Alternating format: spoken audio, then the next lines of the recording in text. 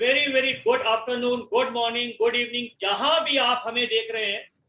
I am CA Pankaj Goyal from कुछ ज्ञान की टॉक्स, और it give me immense pleasure. आज जो मेरे साथ हैं सुनील कौल, मिस्टर सुनील को मुझे कहना चाहिए, he is a civil engineer by profession, more than 20 years experience, चाहे इनके फेस से लगता नहीं है, he is so young, and he has worked with lot of donors. You name it, World Bank, you name it ADB, you name it DFID. He has worked as a specialist to the team leader. And I was a privileged one. I must say. I was a privileged one to work with him in one of the government flagship schemes, government project funded by the World Bank. Very, very esteemed project.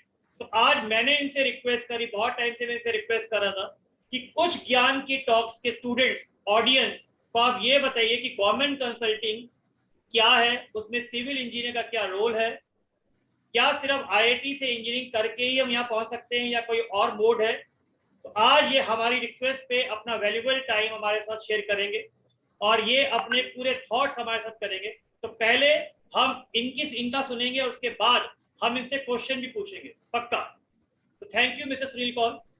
So I'll be giving you the right to host the screen, and you please take the lead. Okay. Will call sir. Sure, sir. Just hold on. I am sharing the screen.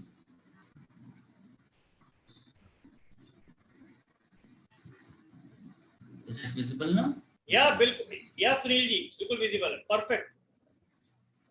आप इसको slide show पे लाइए। मैं कर रहा हूँ।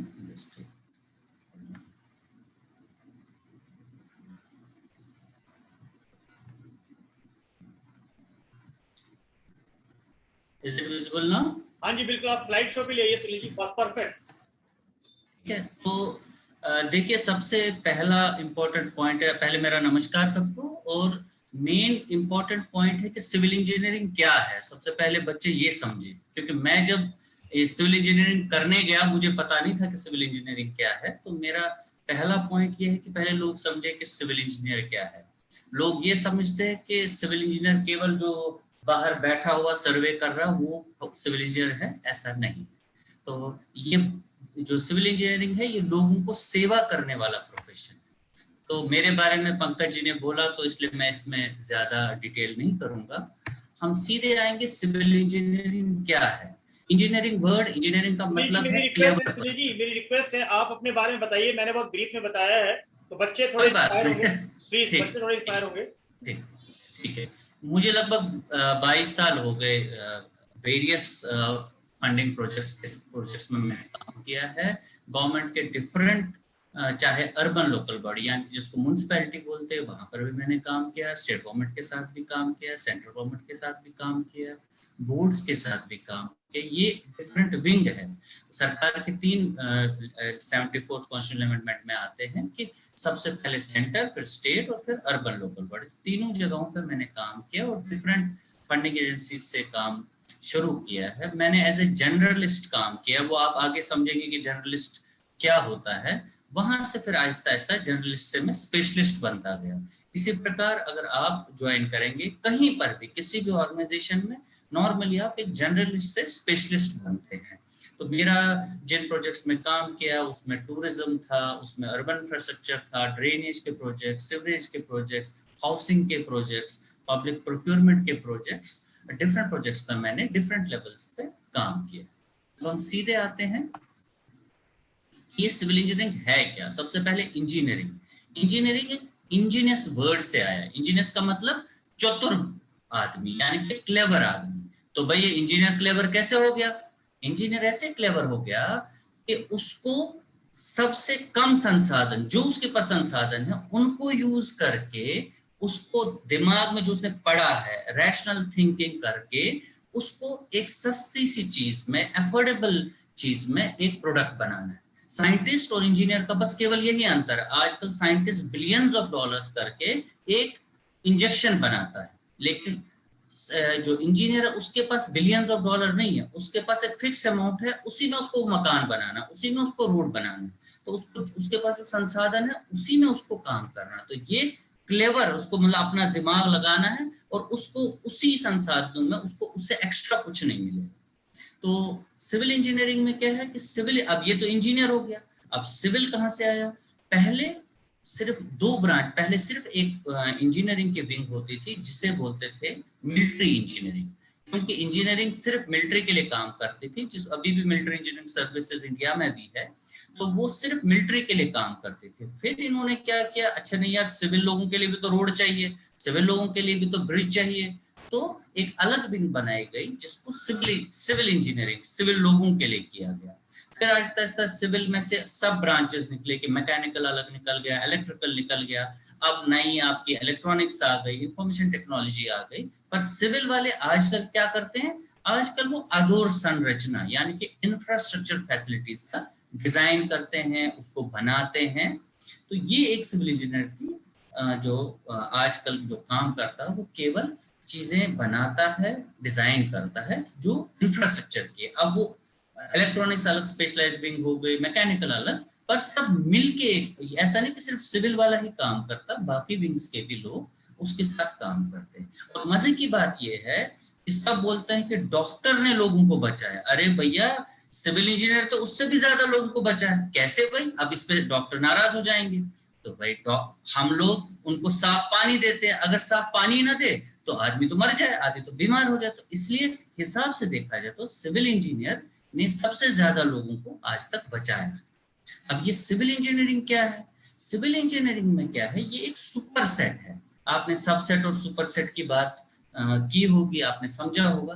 तो एक सुपर सेट है वेरियस स्पेशलिटीज का, जैसे कि कंस्ट्रक्शन मैनेजमेंट है, स्ट्रक्चरल है, ट्रांसपोर्टेशन है, जियो टेक्निकल है, हाइड्रोलिक है। इसमें हम आगे डिटेल में आएंगे। इनसे क्या होता है, इन्हीं का सबका मिलन एक सिविल इंजीनियर है।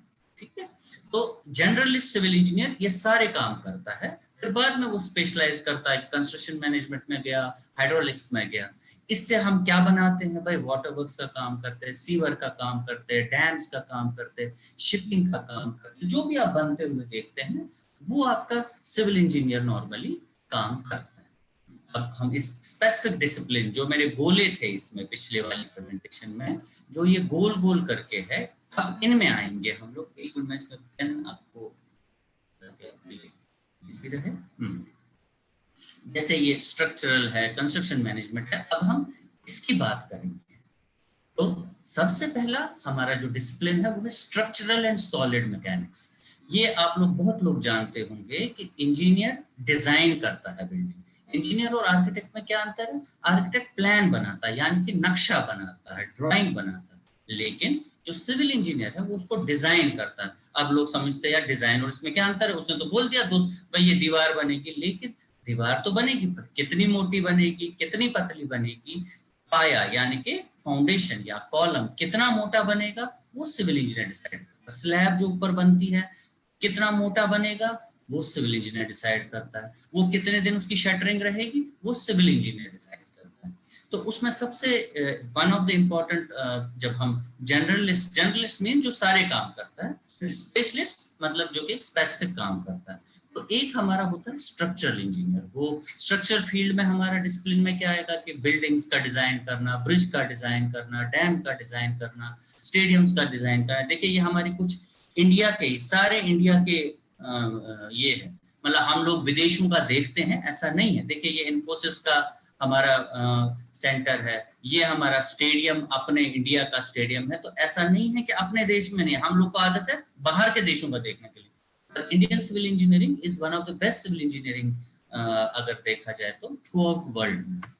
उसके बाद नेक्स्ट फील्ड है, पहला हो गया स्ट्रक्चर, दूसरा हो गया हमारा वेस्ट ट्रीटमेंट एंड एनवायरमेंटल।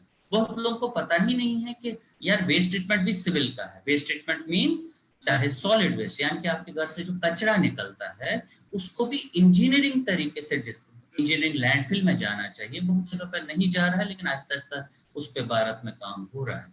तो इंजीनियरिंग लैंडफिल में जाता, वो लैंडफिल डिजाइन करना, ट्रांसपोर्टेशन डिजाइन करना, वो एक सिविल इंजीनियर का काम है। इसी प्रकार पानी मतलब हम जो पीते हैं वो कहाँ से आता है? नदी से आता है। तो नदी से पानी खींचना, उसको साफ करना, वहां से पाइप के थ्रू अपनी ओवरहेड टैंक, यानी जो टंकियां बनती है, बड़ी ऊंची टंकियां बनती, कुछ जगह नीची टंकियां बनती, अब एक टंकी छोटी बनती, एक टंकी बड़ी बनती, क्यों बनती? वो डिजाइन होती है, वो सिविल इंजीनियर उसको डिजाइन करता है। उसके बाद आपके घर पानी आता है, आप उसको यूज करके फिर वो सीवर के थ्रू जाता है, फिर वो सीवेज ट्रीटमेंट प्लांट में जाता है, तो ये सीवेज ट्रीटमेंट प्लांट फिर डिजाइन होता है, सीवर फिर डिजाइन होते हैं। तो सारा काम एक एनवायरमेंटल इंजीनियर जो कि सिविल इंजीनियर होता है उसका काम होता है। वहां से फिर से वो नदी में या वापस डाल दिया या फिर से रीयूज किया। तो ये एक और डिसिप्लिन है सिविल इंजीनियरिंग का। अब नेक्स्ट डिसिप्लिन हो गया ट्रांसपोर्टेशन इंजीनियरिंग। ट्रांसपोर्टेशन इंजीनियर मतलब जो ट्रांसपोर्ट है, यानी कि रोड, यानी कि हाईवे, रेलवे, एयरपोर्ट, जो urban roads, rural roads, parking lots, traffic control signals, इन सबको भी एक सिविल इंजीनियर डिजाइन करता है ना। मजे की बात की मतलब आप सोच ही नहीं सकते यार, सिविल इंजीनियर ये कहां से रोड डिजाइन, रोड तो सबको पता है, लेकिन ये ट्रैक डिजाइन करना, ये हाईवे डिजाइन करना, जो एयरपोर्ट का जो नीचे रनवे है वो सिविल इंजीनियर डिजाइन करता है। इवन जो हवाई जहाज का डिजाइन है उसमें भी सिविल और मैकेनिकल वाले काफी बार मिलके काम करते हैं। नेक्स्ट लाइन है जिसको बोलते हैं डिसिप्लिन जियो टेक्निकल। ये मतलब जमीन कैसी है वहां पर उसका एनालिसिस करना। भाई किसी जगह पे आपने देखा रेतीली जमीन है, किसी जगह पे आपने देखा कि दलदल है, किसी जगह पे आपका पत्थर है, तो पता चला जहां पत्थर है वहां तो हम ज्यादा नहीं खोदेंगे, थोड़ा सा खोदेंगे और बिल्डिंग बना देंगे। लेकिन अगर दलदल में भी हमने ऐसे कर दिया तो बिल्डिंग गिर जाएगी। आपने बहुत बार सुना होगा, अरे उधर की टैंकी पूरी धस गई। वो क्यों धस गई? क्योंकि उसका जियो टेक्निकल इन्वेस्टिगेशन नहीं किया गया। और ये बड़ी विडंबना है पूरे भारत में कि यहाँ पर एक मिस्त्री डिजाइन करके देता है तो उसको उसी पे लोग काम कराते, इंजीनियर से डिजाइन नहीं कराते। तो इंजीनियर एक स्पेशलाइज्ड पर्सन है जो उस वहां देखता है कि जमीन कैसी है। जैसे ये 1 2 3 देखते हैं तो इसको बोलते हैं बोर लॉग। ये मशीन से हमने जमीन के सैंपल निकाले, उसको एनालाइज किया, फिर हमने उसके बेसिस पे बोला कि भैया आप इतना नीचे खोदो, फिर इसकी बेस बनाओ। आपने देखा होगा जैसे पुल बनते हैं वो तो 30-40 मीटर नीचे जाते हैं। क्यों? क्योंकि हमें वहां पर अच्छा स्ट्राटा मिलता है, इतना बार वो सहना चाहिए। तो ये जियो टेक्निकल इंजीनियर हमें बताता है। सुधीर जी, मैं यहाँ अगला पे एक पॉइंट ऐड करूंगा। मैं आपको इंटरव्यू हाँ करूंगा। हाँ मैं हाँ ऑडियंस के लिए, व्यूअर्स के लिए, स्टूडेंट्स के लिए, जो सुनील जी ने जियो टेक्निका का पॉइंट बताया, मुझे याद है एक प्रोजेक्ट में मैं काम कर रहा था, उसमें हमें टूरिज्म के लिए एक पॉन्ड था। उस पॉन्ड में वो टूरिज्म का बनेगा, बोटिंग वहां पे अलाउ होगी या नहीं होगी, उससे पहले सॉइल टेस्टिंग कराई गई थी। बिल्कुल सही, बिल्कुल सही।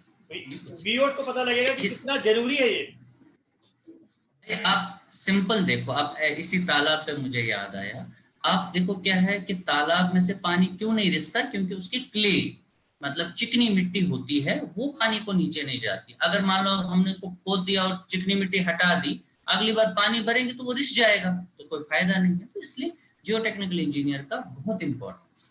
नेक्स्ट आते हैं हम लोग हाइड्रोलिक्स एंड वाटर मैनेजमेंट। ये बेसिकली क्या करते हैं कि ये ड्रेन्स डिजाइन करते हैं, ये डैम्स डिजाइन करते हैं, ये हम लोग की जो मतलब जो नाले जो सॉरी कैनाल्स है वो डिजाइन करते हैं। अब बाकरा में हमारा डैम है, बाकरा से राजस्थान तक का कैनाल जाता है, तो वो किस लेवल पे जाएगी, उसकी कैपेसिटी क्या होगी, उसमें से कितना पानी निकलेगा, फिर पंजाब में कितना जाएगा, राजस्थान में कितना जाएगा, पीछे से पानी कब कितना छोड़ना है, ये सब एक सिविल इंजीनियर डिजाइन करता है। ये मतलब आपके लिए, काफी लोगों के लिए ये नई चीज होगी, लेकिन फ्लड कंट्रोल डिजाइन में भी सिविल इंजीनियर का काम होता है। रेनफॉल कितना आया, उससे कितनी लेवल चढ़ेगी हमारे, तो ये सिविल इंजीनियर का काम। अगला, ये सबको पता है कि भाई ये जो कंस्ट्रक्शन मैनेजमेंट है ये तो करता है भाई, वो सिविल इंजीनियर साइट पे होता है वो देखता है। तो जो साइट पे कंस्ट्रक्शन मैनेजमेंट करता है उसको नॉर्मली कंस्ट्रक्शन मैनेजर बोलता है। वो क्या करता है, जो वहां कॉन्ट्रैक्ट्स है उसके हिसाब से काम कराता है, जो भी कॉन्ट्रैक्टर के साथ काम कराता है उसकी रिस्पॉन्सिबिलिटी है कि हम लोग का मान लो अगर 1 करोड़ या 100 करोड़ का प्रोजेक्ट है तो 100 करोड़ में एग्जीक्यूशन हो जाए, जो उसकी क्वालिटी है वो क्वालिटी प्रॉपर हो, टाइम पे काम खत्म हो। तो ये एक कंस्ट्रक्शन मैनेजमेंट का फील्ड आ जाता है। अब आप बोलेंगे अरे साहब आपने तो इतने सारे फील्ड किए, तो है तो ये सारे सिविल इंजीनियर, अब मैं जब साइट पे जाऊंगा तो मैं क्या काम करूंगा? तो होता क्या है कि साइट पे नॉर्मली जब आप नए आते तो जनरलिस्ट, जो मैंने बोला कि आप एक लगभग सारे काम करते हैं, लेकिन फिर बाद में जैसे आप एक साइट पे गए तो आप वहां पर कंस्ट्रक्शन का काम करने लगते, तो आपको बोला जाएगा कंस्ट्रक्शन इंजीनियर। यानी कि आप वहां की जो शटरिंग डिजाइन करेंगे, जो मैंने अभी पीछे बोला कि वहां लेबर को देखेंगे, लेबर है कि नहीं है, क्वालिटी कंट्रोल ठीक है कि नहीं है। हमारा ऐसा तो नहीं कि मशीनरी ही नहीं है, 4 दिन बाद का मुझे प्लान करना है कि 4 दिन बाद मशीन मुझे ये वाली लगेगी, तो आप 4 दिन पहले उसको ऑर्डर करेंगे तब तो आएगा, या ऐसे माल डिजाइन करना है, तो ये कंस्ट्रक्शन इंजीनियर का पार्ट होता है। फिर मैं बता रहा हूँ, ये सब जो मैंने बोला कि एक सुपर सेट है हमारा जो कंस्ट्रक्शन, ये सिविल इंजीनियरिंग है, और ये अब उसके सबसेट्स पे हम आ रहे हैं। काफी लोग ऐसा करते हैं कि बी के बाद एमटेक करते हैं या एमई करते हैं, तो वो फिर एक स्पेसिफिक फील्ड लेते हैं। जैसे डॉक्टर कोई गायनोकोलॉजी करता है, कोई नेफ्रोलॉजी करता है, वैसे ही जो सिविल इंजीनियर है वो कोई एनवायरमेंटल इंजीनियरिंग करता है, कोई जियो टेक्निकल इंजीनियरिंग करता है। पर अगर बी वाला है तो उसमें सब पढ़ा होता है। अगला हम आते हैं एनवायरमेंटल इंजीनियर। एनवायरमेंटल इंजीनियर जो मैंने बोला, उसका काम है ये जो पानी के साथ, कचरे के साथ उसको ट्रीट करना, उसको सप्लाई करना। तो मतलब पानी का जो भी हमारे घर में पानी आ रहा है उसको कैसे डिजाइन करेंगे, वाटर ट्रीटमेंट प्लांट में काम करेगा, वो सीवरेज ट्रीटमेंट प्लांट में काम करेगा। अगला है जियो टेक्निकल इंजीनियर। जियो टेक्निकल यानी कि जमीन के नीचे, वो देखता है कि जमीन कैसी है, वो फिर स्ट्रक्चर वाले को बोलता है अरे भैया यहाँ पर तुम इसमें 1 मीटर नीचे फाउंडेशन ले लो, 2 मीटर फाउंडेशन लो। या काफी जगह पे तो ऐसा होता है कि हमें अच्छी बेस ही नहीं मिलती, तो फिर वो ये बोलता है साहब इसको ये वाला ट्रीटमेंट करो। तो बहुत सारी ट्रीटमेंट प्रोसेसेस है कि बेक लाइट लगाओ, ये लगाओ, वो लगाओ, तो वो उसके हिसाब से या जैसे टनल है, टनल में भी जियो टेक्निकल वाला बोलता है अरे भाई यहाँ तो पानी निकल गया, अब यहाँ पर ऐसा करो। या रोड आप कर रहे हो तो किसी जगह पे दलदली निकली, तो वो उसका ट्रीटमेंट बोलता है कि यहाँ पर आप ये एडिशनल चीज करो तो आपका काम हो जाएगा। फिर आते हैं नेक्स्ट स्ट्रक्चरल इंजीनियर। ये सब लोग जानते हैं स्ट्रक्चरल इंजीनियर मतलब स्ट्रक्चर को डिजाइन करेगा। आर्किटेक्ट ने अपना प्लान दे दिया और ये अपना बोलता है कि भैया यहाँ पर तुम्हारा इतना मोटा कॉलम बनेगा, इतना पतला बनेगा, यहाँ पर इतना सरिया लगेगा, यहाँ पर इतना स्टील लगेगा। एक और होता हाइड्रोलिक इंजीनियर।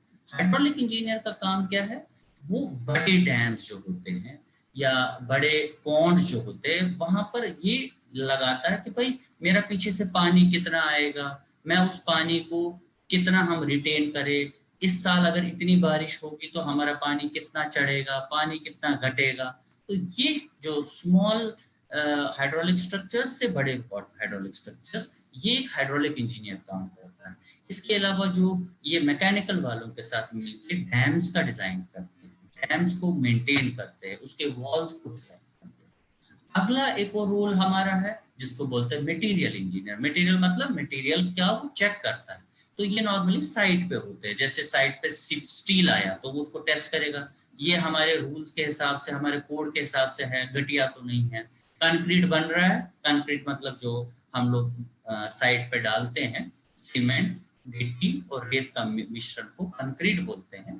तो कंक्रीट बन रहा है, ये सही है कि नहीं है, हमारी क्वालिटी का है, ऐसा तो नहीं कि सीमेंट कम डाल दिया, ऐसा तो नहीं है पानी कम डाल दिया। तो ये उसका काम होता है मटेरियल इंजीनियर का। हर मटेरियल को वो टेस्ट करता है जो भी साइट पे, तो उसके लिए रूल्स है, उन जिसको हम कोड बोलते हैं, वो कोड के अनुरूप उसका काम करता है। अगला होता है सर्वेयर। या आपने बड़े लोगों को देखा होगा देखते हुए कि भाई ये क्या है, लेवल क्या है। पहले अब तो बहुत सोफिस्टिकेटेड इंस्ट्रूमेंट्स आ गए, जीपीएस से कनेक्टेड इंस्ट्रूमेंट्स आ गए, तो इससे हमें पता चलता है ये नीचे है, फिर ऊपर है, फिर ऊपर है, अलग अलग लेवल्स पता चलती है। रोड है तो उसको उबड़ खाबड़ ज्यादा ना हो, तो हमें उसके लिए लेवल चाहिए। लेवल्स के बाद फिर वो आर्किटेक्ट को देते हैं, आर्किटेक्ट उसके हिसाब से अपना डिजाइन करता है।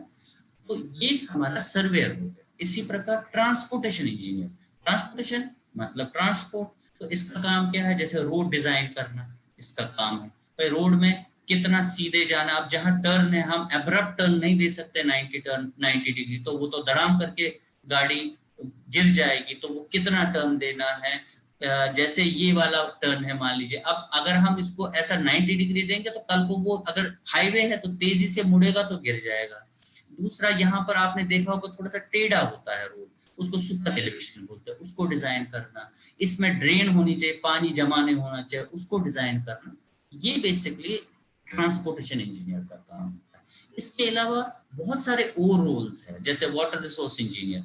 अब काफी बार ऐसा भी होता है कि अरे यार ये तो कंफ्यूजन लग रहा है, वाटर रिसोर्स तो उधर भी था जो एनवायरमेंट वाला था, पर एनवायरमेंट वाले का काम स्पेसिफिकली वाटर सप्लाई, सीवरेज और सॉलिड वेस्ट का, ये वाला थोड़ा सा और डिटेल हो गया, जो बड़े रिजर्वायर, बड़ा वेल, कैनाल, अब डैम तो बन गया, डैम से पानी मुझे शहर में लाना है या गांव में लेना, तो वो वाटर रिसोर्स इंजीनियर काम करेगा, इरिगेशन का काम ये करेगा।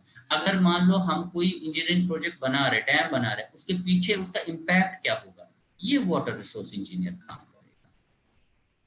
अब सबसे इंपॉर्टेंट पॉइंट ये है कि लोग ये समझते हैं, ये बड़ी समस्या है हमारे देश में, कि लोग ये समझते हैं कि जो सिविल इंजीनियर है ये पुरुष प्रधान, आज के दिन में पुरुष प्रधान है, कि ये सिर्फ लड़कों के लिए। ऐसा नहीं है भाई, ये लड़कियों के लिए भी है। ये ललिता मैडम है, 1940 में ये इलेक्ट्रिकल इंजीनियर थे, सोचिए मतलब ऐसा करके।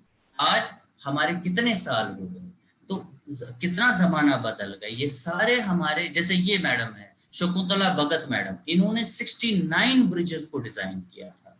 तो मतलब ऐसा नहीं है, सिविल इंजीनियरिंग दोनों के लिए सबसे अच्छी चीज सिविल इंजीनियरिंग की क्या है कि ये दोनों के लिए एक जैसी है। अब लोग क्या सोचते हैं, अरे यार मेरा लड़का बड़ा नाजुक है, इसको तो धूल मिट्टी में नहीं जा सकता, या ये लड़की है, अरे ये ठेकेदार के साथ कैसे लड़ेगी भाई। ऐसा नहीं है। जो सिविल इंजीनियरिंग है इसमें दो प्रकार की चीजें हैं, एक साइट का काम है, एक ऑफिस में डिजाइन का काम है। तो डिजाइन में जो नाजुक है भाई उसको बोलो, चाहे लड़का है या लड़की है, वो ऑफिस में डिजाइन का काम करे। और जो रफ एंड टफ, जो अपने आप को समझता है, वो डिजाइन का काम नहीं करना चाहता है, तो वो अपना साइट का काम करे। ऐसा कोई मजबूरी नहीं। नॉर्मली वही मैं बोल रहा हूँ, जब शुरू पे वो जर्नलिस्ट आके वो देखता है यार मेरे लिए तो साइट वाला अच्छा लग रहा है, मुझे तो वो साइट का काम करता है। मेरे साथ बहुत सारे कोलीग्स है, मैंने जानबूझ के उनके नाम नहीं दिए क्योंकि हो सकता है मतलब मुझे उनका फोटो यूज करने के लिए परमिशन लेना पड़ता। तो मेरे साथ ऐसे जो चीफ इंजीनियर के रैंक पे भी अभी लड़कियां हैं जिन्होंने मेरे साथ काम किया है, और वो भी साइट जाती थी, ऐसा कोई प्रॉब्लम ही नहीं। और मैं तो बोलता हूँ कि लड़कियों के लिए बहुत अच्छा प्रोफेशन है। लोगों की ये बहुत बड़ी गलत धारणा है कि लड़कियों के लिए सिविल इंजीनियरिंग नहीं है, ऐसा नहीं है। तो इसीलिए मैंने जानबूझ के ये, इवन अगर हम ललिता मैडम का देखें, ललिता मैडम मेरे ख्याल से मद्रास में इंजीनियरिंग कॉलेज में थी, तो ये फर्स्ट इंजीनियर थी वहां पर, क्योंकि इनके पिताजी भी इंजीनियर थे, तो उनको उनसे प्रोत्साहित होके ये इन्होंने इंजीनियरिंग की। और जब ये, और स्पेशली मतलब जब इन्होंने इंजीनियरिंग की तो उसके बाद क्या हुआ कि फर्स्ट ईयर में थी शायद, तो ये अकेली, इनके लिए स्पेशली अलग सा गेस्ट हाउस, ये सॉरी हॉस्टल बनाया गया, हॉस्टल में अकोमोडेशन दिया गया, फिर भी ये अकेली थी। देखिए मतलब कितना हेल्प करती है आपकी अथॉरिटीज, ऐसा नहीं है।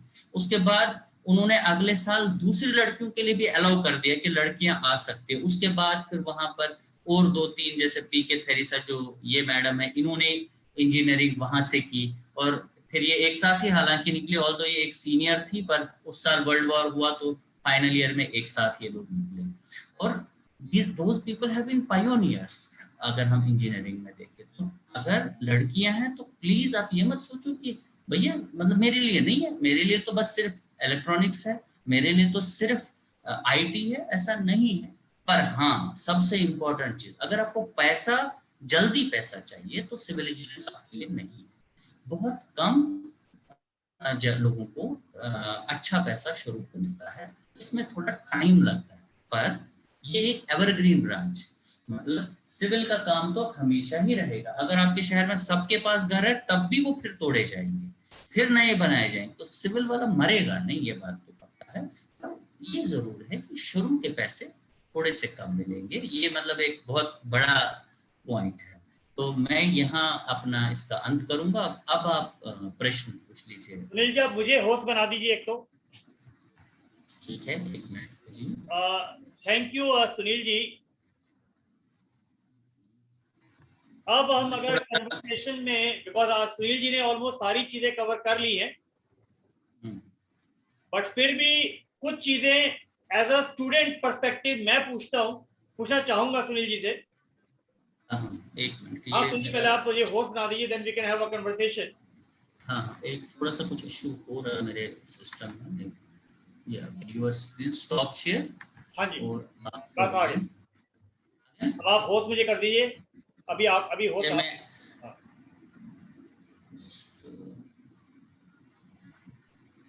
ये पोस्ट कहाँ से है? मोर में आप सिर्फ मेरे में जाएंगे, मोर में, और मोर में आ जाएगा। वही, मेरा थोड़ा सा यहाँ वीक सिग्नल है थोड़ा सा। कोई इशू नहीं है, we can have a discussion, वो आप कर लीजिएगा। कोई बात नहीं, ठीक ठीक हाँ, ठीक है, मैं मुझे करता हूँ, सुनील जी आप भी पूछ बताइए, लीजिए। आपने ऑलमोस्ट इतनी सारी फील्ड ले ली, शायद इतनी फील्ड तो सीए में भी नहीं होती है। मतलब सीए है, सीए अकाउंटिंग ऑडिटिंग टैक्सेशन करता है, आपने तो इंजीनियरिंग में एक सेट लिया सिविल इंजीनियरिंग, और सिविल इंजीनियरिंग के भी बहुत सारे सेट्स ले लिया आपने। तो अगर किसी ने 10th अभी पास करी है या 10th में उनका बच्चा है, तो पेरेंट्स को जनरली टेंशन होती है, उनको लगता है साइंस में चलिए, नॉन मेडिकल, उनको लगता है जी बच्चे ने सिर्फ आईटी से करना है या किसी और से करना है। अगर मान लीजिए, क्या सिविल इंजीनियरिंग के लिए आईआईटी मैंडेटरी है, पहली चीज, और सिविल इंजीनियरिंग के लिए कितने मार्क्स मिनिमम होने चाहिए 12th में जिससे कि आप सिविल इंजीनियरिंग ले सके, और कौन सी इंस्टीट्यूट हैं जो टॉप मोस्ट होती हैं? देखिए क्या है कि ये एक धारणा मतलब हर जगह पे है। ऑफ कोर्स आई इसमें कोई शक नहीं कि IITs are the best institution, उसमें कोई शक नहीं। लेकिन आफ्टर ऑल जब आप साइट पे आते हो या आप जब काम करने आते हो, वो आपका काम बोलता है। ऐसा कोई हमने बहुत लोगों के साथ काम किया है जो आईआईटी से पास आउट थे but they could not perform. ऐसा कुछ नहीं, ऐसे ही हमने कुछ बहुत अच्छे इंस्टीट्यूशन से लोगों को देखा, they could not perform, where is a 3 tier जगह से हमारा एक आदमी आया, उसने अच्छा परफॉर्म किया। तो it is all up to individuals.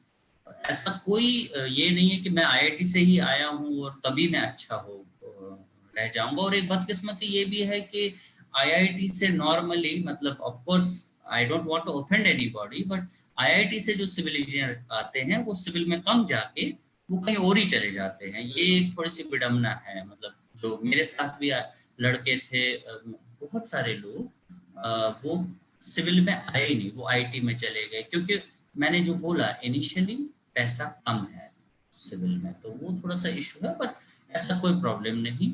और मार्क्स का क्या है, मार्क्स तो प्योरली आप एंट्रेंस हो गए सब जगह पे, तो इसलिए मार्क्स का इतना बड़ा इशू नहीं है। पर हाँ, लोगों की जो प्राथमिकता सबसे बड़ी समस्या है कि सिविल इंजीनियरिंग कम रहती है, तो इसका मेरिट कम हो जाता है as compare to the IT and electronics देखा जाए। सुनील, जैसा आपने बताया कि जैसे डॉक्टर एक पहले जर्नलिस्ट होता है, उसके बाद स्पेशलाइजेशन के लिए वो एमडी करता है, ऐसे ही आपने कहा जर्नलिस्ट से स्पेशलिस्ट बनने के लिए जो जितनी फील्ड आपने बताई, इलेक्ट्रिकल की, हाइड्रोलिक की, तो उसके लिए क्या कोई स्पेसिफिक इंजीनियरिंग करनी पड़ती है, कोई कोर्स अवेलेबल होता है? दो चीजें हैं इसमें भी। इम्पोर्टेंट पॉइंट क्या है कि एक तो आप एक्सपीरियंस से गेन करते हैं, एक आप एजुकेशन से गेन करते हैं। मतलब कि जैसे मैंने बैचलर्स किया, बैचलर्स के साथ में ही मैंने मास्टर्स, जैसे मेरा इंटरेस्ट है स्ट्रक्चर में, तो मैंने मास्टर्स इन स्ट्रक्चर कर दिया। उसके बाद मैं मास्टर्स की ही नौकरी करूँ, मतलब जहां पर भी मास्टर्स का स्ट्रक्चर का जॉब आएगा तो मैं स्ट्रक्चर्स का जॉब करूंगा। बहुत सारे लोग पर्टिकुलरली, मतलब आज से 20 साल पहले मास्टर्स इतना नहीं होता था और मास्टर्स की इतनी डिमांड भी नहीं थी, उस टाइम बैचलर्स की ज्यादा डिमांड होती थी। तो उस टाइम हम लोग क्या करते थे, हम लोग तो जनरलाइज, जैसे मैं किसी कंपनी में गया तो पहला प्रोजेक्ट मुझे प्लम्बिंग का मिला, तो मैंने प्लम्बिंग डिजाइन किया। प्लम्बिंग से मैं I graduated to drainage, drainage से आई ग्रेजुएटेड टू सीवरेज। तो एक स्पेशली आहिस्ता आहिस्ता अब एक फील्ड की तरफ जा रहे हैं। तो सीवरेज से फिर मैं अर्बन में आ गया, तो मैं सिर्फ अर्बन के प्रोजेक्ट्स कर रहा हूँ। मेरे साथ एक लड़की थी, वो स्ट्रक्चर में घुस गई, तो आज वो मेट्रो में चीफ इंजीनियर है किसी बड़ी ऑर्गेनाइजेशन में। और स्ट्रक्चर, क्योंकि वो भी बीई थी लेकिन वो स्ट्रक्चर में गई। एक और हमारे साथ था, वो एनवायरमेंटल में एमटेक था, वो तो सीधे ही पीएचई वाले प्रोजेक्ट्स में ही गया, पब्लिक हेल्थ के प्रोजेक्ट्स में ही गया। तो पर मेरा सजेशन हमेशा रहता है कि अगर बच्चे के पास रिसोर्सेज है पढ़ने के लिए तो उसको एमटेक करना चाहिए, बिकॉज दिन ब दिन कंपटीशन बढ़ता है।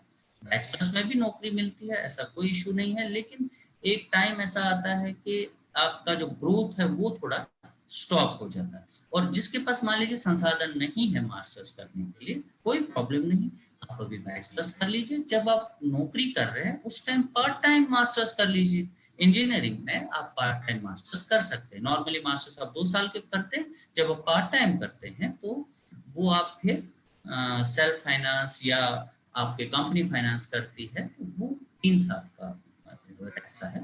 तो दैट इज इक्वल, वो भी एक ऑप्शन आपके पास हमेशा रहता है। तो नॉर्मली वो अच्छे इंस्टीट्यूशंस में आपको एडमिशन मिलता है, बहुत कम लोग वो वाला मास्टर्स करते हैं। तो इसका मतलब सुनील जी, अगर मैं अपने बच्चे की बात करूं, मेरी बेटी 10th में है, तो 10th के बाद उसको पीसीएम दिलवा दिया, उसके बाद 12th के बाद उसको एंट्रेंस दिलवाई इंजीनियरिंग के, और इंजीनियरिंग के बाद उसको सिविल इंजीनियरिंग की ब्रांच मिली, और वहां वो बीटेक करेगी, और बीटेक के बाद वो एमटेक कर ले स्पेशलाइजेशन के अंदर।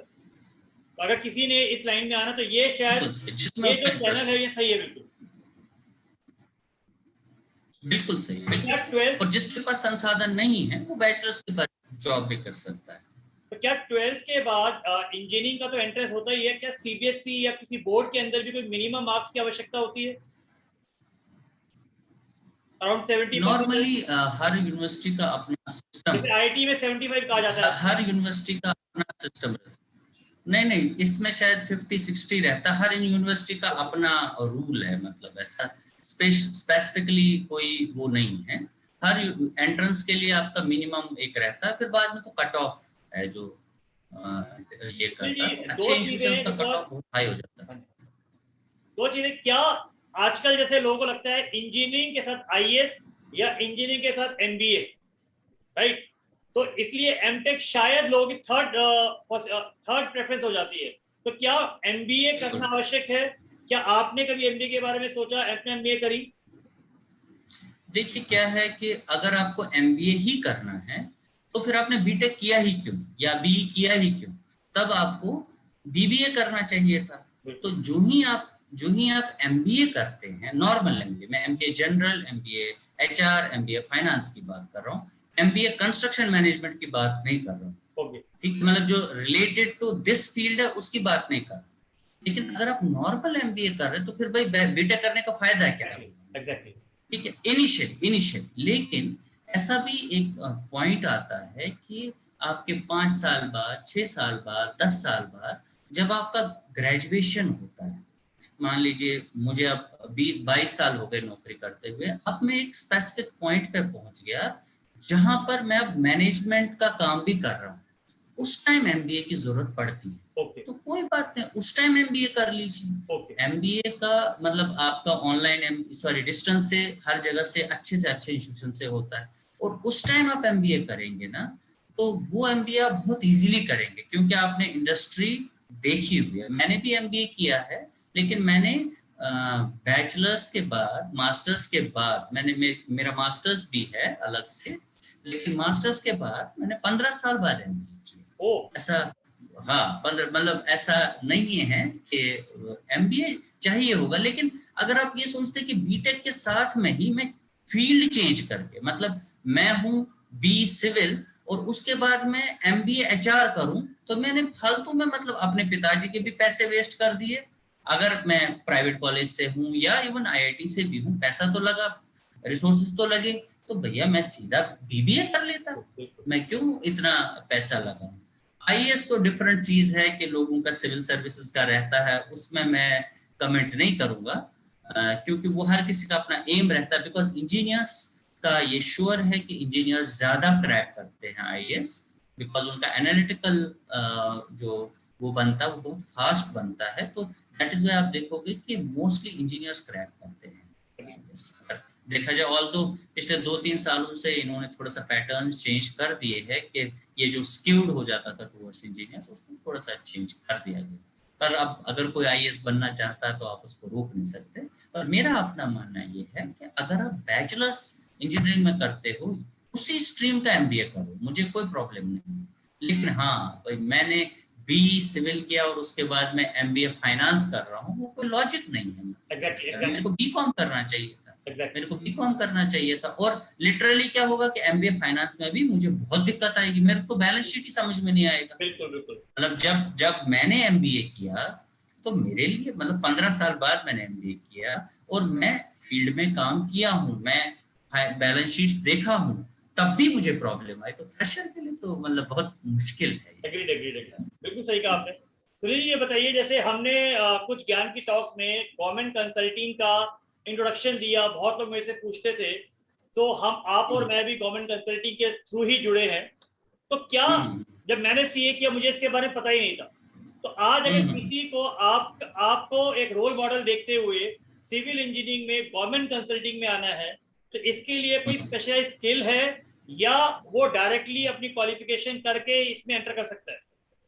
बिल्कुल ऐसा कोई प्रॉब्लम नहीं है। बहुत सारी कंपनीज थ्रू आउट इंडिया है जो कि आपको हायर करती है। बेसिकली क्या है कि जो गवर्नमेंट कंसल्टेंसी है वो मुझे डायरेक्ट नहीं मिलेगा, वो किसी फर्म को काम मिलेगा, वो हमें हायर करेगी। तो वो हमें हायर करेगी based on our qualification.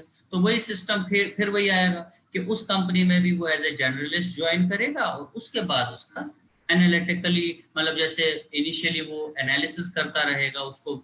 For example अगर मेरा वाटर सप्लाई का प्रोजेक्ट है, अब वो मेरे अंडर एक नया फ्रेशर आ गया, तो मैं उसको बोलूंगा चलो भाई ये तुम डेटा साइट से लाओ। वो साइट से डेटा लाएगा, लोगों से मिलेगा। लोगों से तो वो डायरेक्ट नहीं मिलेगा क्योंकि उसके साथ कोई सीनियर होगा, पर वो ऐसे ही समझेगा। फिर वो जर्नलिस्ट से थोड़ा सा ऊपर आएगा, तो वो अगर आप सिर्फ उसी नॉर्मली जर्नलिस्ट में क्या होगा कि दोस्त इनिशियली 2 महीने उसने मेरे साथ काम कर लिया, मान लो पब्लिक हेल्थ वाला आदमी उसके साथ काम कर दिया, अब मेरे प्रोजेक्ट में उसका काम हो गया, एनालिसिस हो गया, उसके बाद स्ट्रक्चर वाला के पास वो चला जाएगा। उस टाइम उसको सारा 2-2 महीना 1-1 महीना अलग अलग विंग्स में काम करके वो सीखता जाएगा। उसके बाद होगा क्या कि वो एक विंग पकड़ेगा, जैसे मास्टर्स के लिए वैसे ही वो एक विंग पकड़ेगा। अच्छा यार इसमें, या उसकी कंपनी ही देखेगी यार ये इसकी तरफ तो ज्यादा जा रहा है, तो वो उसी तरफ आगे आगे बढ़ता जाएगा। फिर वो डिजाइन में घुसेगा, फिर वो डिजाइन करता रहेगा और उसकी कंपनी से कल को उसको दूसरी जगह अच्छी नौकरी मिली तो वहां चला जाएगा। पर वो गवर्नमेंट के साथ काम करता रहेगा थ्रू कंपनी, जिस कंपनी में वो काम करता है। ऐसी बहुत कंपनीज है इंडिया में जो कि प्योरली सिर्फ गवर्नमेंट कंसल्टेंसी का। सुनील जी एक जनरली शायद आप और मैं तो उस एज में आ गए हैं, बट एक यंग बच्चे को सबसे पहले क्वालिफिकेशन या डिग्री बाद में अच्छी लगती है, पहले पैसा अच्छा लगता है। तो एक आपने कहा जर्नलिस्ट से फिर स्पेशलिस्ट, तो एक जर्नलिस्ट का पे स्केल एक सिविल इंजीनियर का अगर वो सिर्फ बीटेक करके आए या एमटेक करके आए तो क्या रहता है जर्नलिस्ट का, और स्पेशलिस्ट में वो किस लेवल तक पहुंच सकता है? देखिए इसमें भी बड़ी समस्या है। मैंने जो बोला कि शुरू पे पैसा बहुत कम है, तो उसमें क्या है कि सिविल इंजीनियर 6,000 रुपए, मतलब सोचिए ये चीज, 6,000 रुपए या 7,000 रुपए पर मंथ से भी इस टाइम भी ये हालात है। ऐसा कोई नहीं है कि 6,000 रुपए भी लोग काम कर रहे हैं और 50,000 रुपए भी काम कर रहे हैं पर मंथ। तो इट ऑल डिपेंड्स कि उसकी कैपेसिटी क्या है, वो किस, अगर उसका प्लेसमेंट हो गया तब तो बहुत अच्छा है, लेकिन अगर उसका प्लेसमेंट नहीं हुआ तो बड़ी समस्या है। क्योंकि लॉ ऑफ डिमांड है, आप समझ सकते हो, लॉ ऑफ डिमांड है। अगर डिमांड है पैसा अच्छा मिलेगा, डिमांड नहीं है तो पैसा अच्छा नहीं मिलेगा। नॉर्मली इस टाइम 15 से 20,000 ठेकेदार भी देते हैं।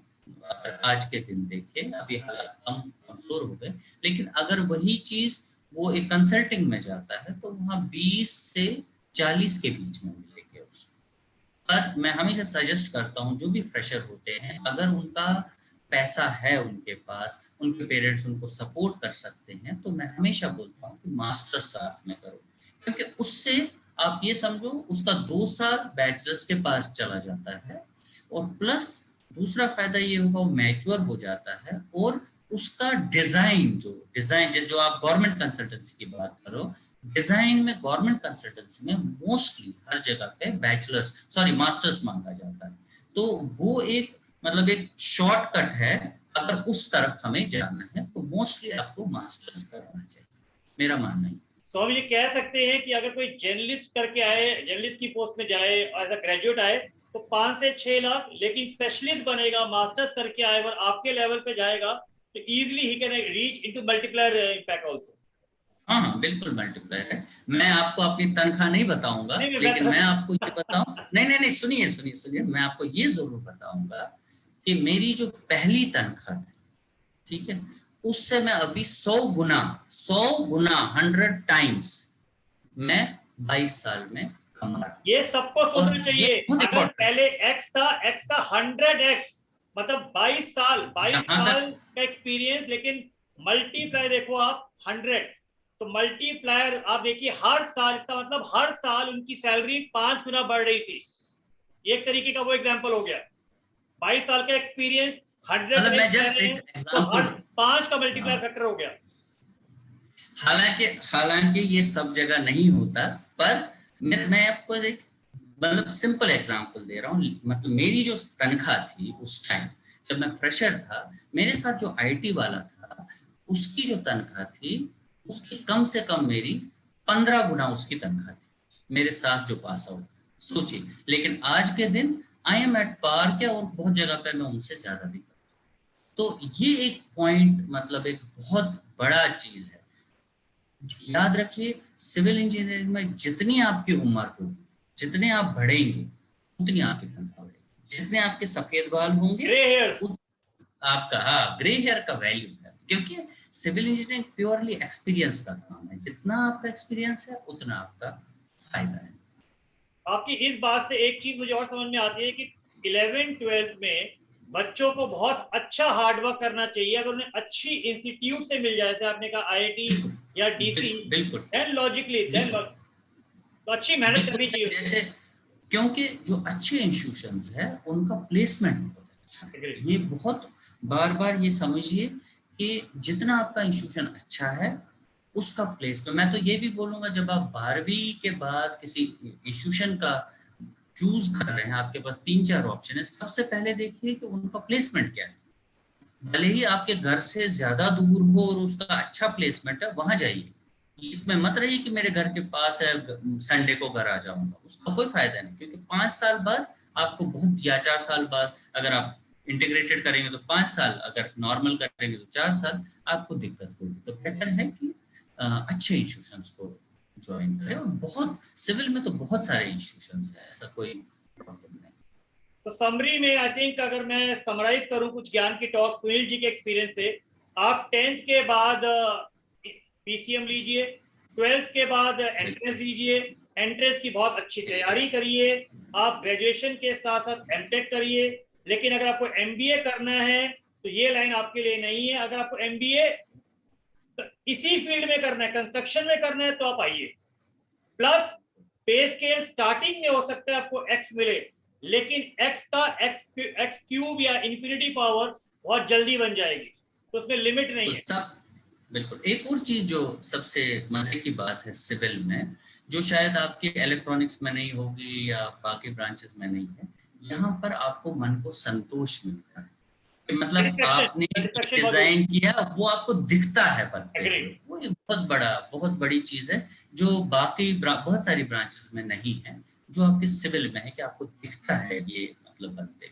मतलब आप अपने अगर बच्चों आप, को दिखा सकते हो कि देखो ये पुल मैंने बनाया, ये मेट्रो का फ्लाईओवर मैंने बनाया।